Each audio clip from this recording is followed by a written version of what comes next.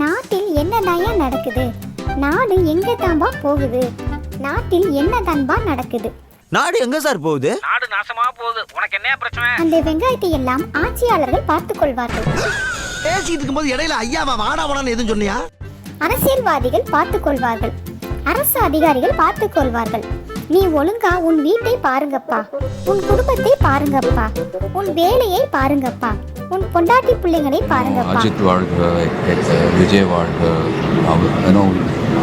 நீங்க எப்போ வாழ போறீங்க? அதை விட்டுட்டு தெரு முக்கூட்ல உட்கார்ந்துக்கிட்டு, டீ கடையில உட்கார்ந்துக்கிட்டு, பார்க் பெஞ்சில உட்கார்ந்துக்கிட்டு, இப்படி எல்லாம் உட்கார்ந்து நாடு நாசமா போகுதுன்னு பேச வேண்டியது.